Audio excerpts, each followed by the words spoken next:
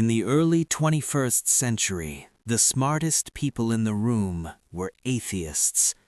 The new ruling class of Silicon Valley and the political operatives of Washington viewed religion as a bug in the code of humanity, an outdated software that slowed down progress. God was dead, and the iPhone had killed him. But then, the code changed.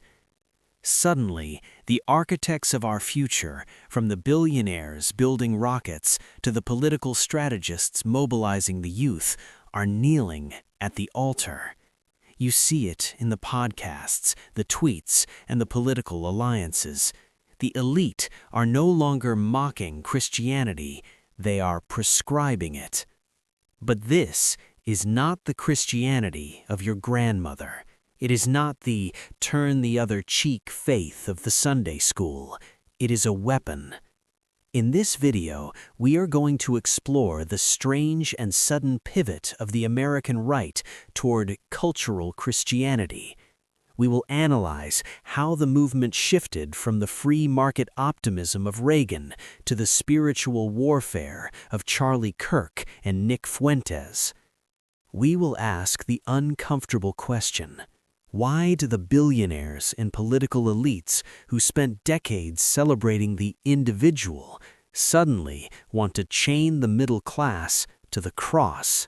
To understand the anger of the present, we must understand the promise of the past. For 40 years, the American right sold a very specific product to the middle class: freedom. The pitch was simple. If we just get the government out of your way, if we cut taxes and deregulate markets, the invisible hand will lift you up. You will buy the house. You will buy the boat. You will retire at 65. This was the moral majority. It was a marriage between free market capitalism and Protestant Christianity. The logic was seamless. To be a Christian was to be an individual. To be an individual was to be a consumer. Therefore, to be a good Christian was to be a good capitalist. But underneath the surface, the rot had begun. The very free market that Christians were told to worship was quietly dismantling their communities. It shipped their jobs overseas. It commodified their culture. It replaced their main streets with Walmarts. The Reaganite deal was a suicide pact. The church blessed the market, and the market ate the church. If the economics were rotting slowly, the culture shock happened overnight. The presidency of Barack Obama was a psychological trauma for white Christian America that cannot be overstated. It wasn't just policy. It was the sudden, terrifying realization that they were no longer the default setting of America. For the white middle class, the world turned upside down. The symbols they revered were suddenly called racist. The history they were taught was called colonialism. And then came the insult that hardened the cement. In 2008, Obama famously said that working-class voters cling to guns or religion. He meant it as a sociological observation. They took it as a declaration of war. This was the moment the gentle Christianity of Reagan died.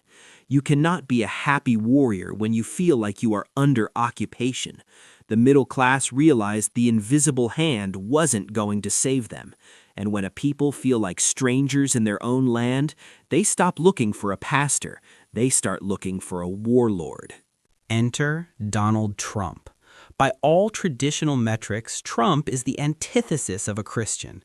In the 1990s, the moral majority would have excommunicated him, but in 2016, they anointed him. Why? Because the theology had changed.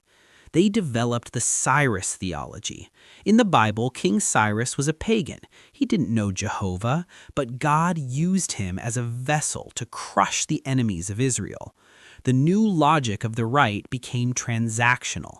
They stopped caring about character. They started caring about conquest. They didn't want a saint, A saint turns the other cheek. They wanted a barbarian who would build a wall. This shift from moral example to savage protector opened the door for a new generation of political operatives to completely rewrite the script. No one embodies this shift more perfectly than Charlie Kirk and his organization Turning Point USA. 10 years ago, Turning Point was a libertarian machine. Their slogan was "Big Government Sucks." Their donors were old-school corporate libertarians who wanted lower taxes. The vibe was business major. But watch what happened after 2020. Kirk realized that the energy wasn't in economics, it was in the culture war. And the nuclear core of the culture war is religion. Turning Point launched the Freedom Night in America church tour. Kirk began using language that wasn't political, but theological. Notice the framing. The opposition is no longer wrong about the tax rate, they are demonic. This serves a strategic purpose. If you can convince the middle class that their political vote is a shield against hell, you own them completely. You don't need to deliver economic results anymore. Turning Point USA effectively realized that you cannot sell tax cuts to a generation that has no money, so they started selling virtue. But while Charlie Kirk is the polished corporate face of this pivot, there is a darker energy bubbling underneath, a movement that makes Turning Point look like a Sunday school picnic. Enter Nick Fuentes and the America First movement. For Fuentes and his followers, Christianity is not about faith, hope, and charity. It is about power. They use the slogan, "Christ is King," not as a prayer, but as a political bludgeon. Specifically, it is used to signal opposition to Jewish influence in the conservative movement and to signal a desire for a theocratic state. Why does this fringe matter? Because they are the icebreaker. Fuentes openly mocks the soft Christianity of the older generation. He appeals to the most disaffected, angry young men in the middle class, men who feel humiliated by the modern world. He offers them a Christianity of the sword, a religion of revenge. The establishment, Turning Point, the Daily Wire, is terrified of these guys, but they are also dependent on the energy they create. They are riding a tiger.